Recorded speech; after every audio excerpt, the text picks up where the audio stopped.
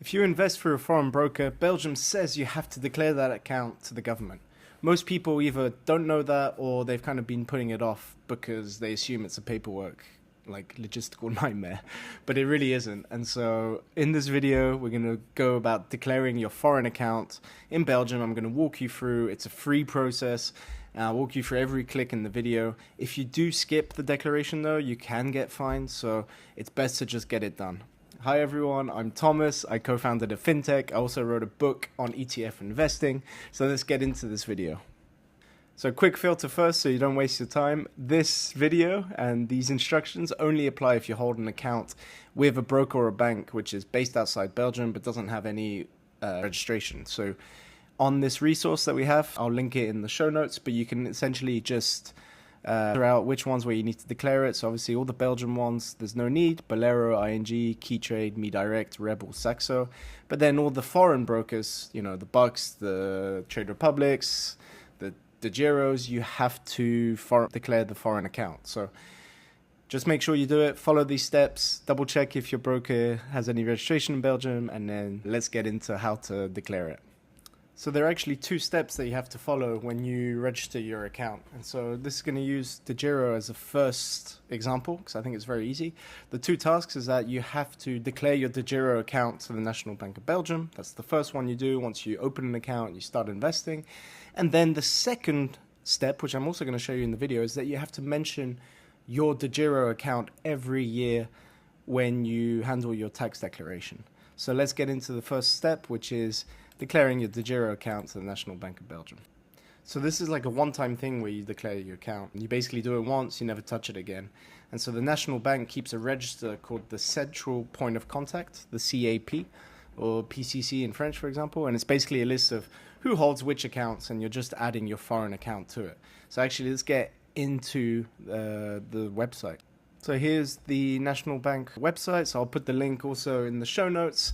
And so here you can actually consult all of your foreign accounts, and you can also declare them. And so what's good here is that you click continue, you're then taken to the CSAM website, and here you can obviously log in with It's Me. It's the easiest one to get started. Once you're logged in with It's Me or your EID or card reader, if you prefer, you have to pick your language. And so here, unfortunately, there's no English, but obviously there's German, French, and Dutch.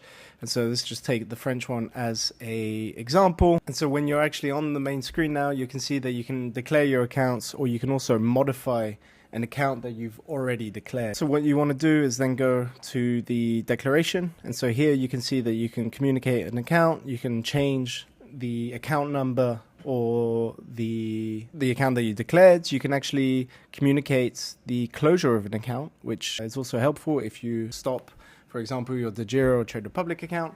And of course, you can also delete an account. And so when you go here in terms of consulting a new account, you go through, you've got your data, then you'll see the option to un compte, so to add an account. You click on through this, and then you'll see here all these information on your account. So you got your account number, where is it based, in which country, and the tax period of when you opened it, the BIC code if there is one, and then of course the kind of address for the company or where the actual broker or bank, which is foreign, is registered.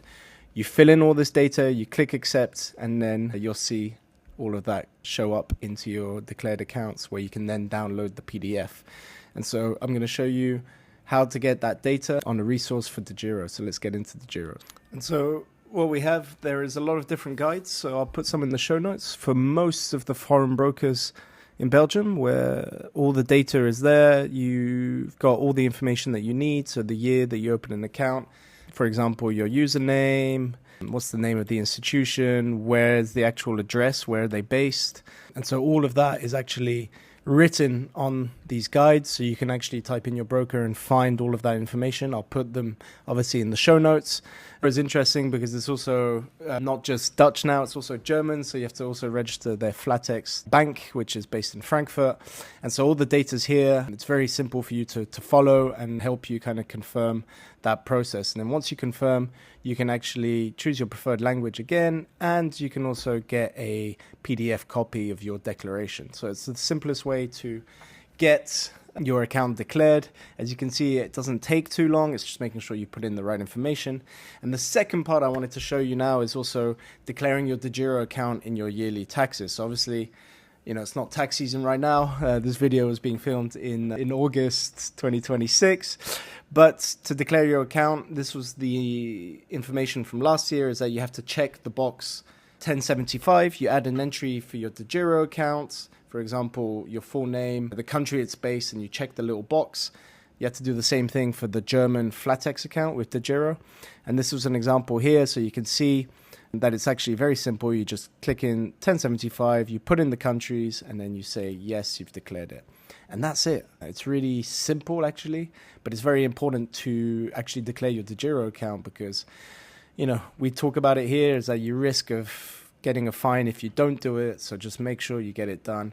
It's a small step. It's a small bit of admin, but it just gives you a lot of peace of mind. Let's do a few questions. I think I know you're going to ask. What if you have two foreign brokers? Well, you got to register both of them with the national bank separately. So one checkbox covers you on the tax return. So that was interesting because you saw with DEGIRO, there was actually two accounts to declare. If you have a joint account with your partner, each account holder needs to declare it, so not just one person. If you have a crypto, Binance or similar, same story, just best to declare it because you don't want to gamble on that one being invisible. You know, one question that I get often is like, do I have to report how much money is in there and in your brokerage account? No, you don't. It's really the existence of the account only. It's nothing about the balance. So don't worry about that. There's not this idea that the Belgian government is trying to extract more money from you. It's just a formality to declare it. So that was it. So you have to register once with the National Bank. I'll put the link in the show notes. And then every year, make sure you tick that box, the code 1075, and you're compliant. It's about 10 minutes and you can stop thinking about it. If this saved you a headache, please subscribe to my videos. I make one of these every single week on YouTube for Belgian investors or people living in Belgium. And if you're still figuring out where to invest in the first place, I wrote a great book on ETF investing and how to help you build a portfolio. So yeah, definitely see you in the next video. Thank you.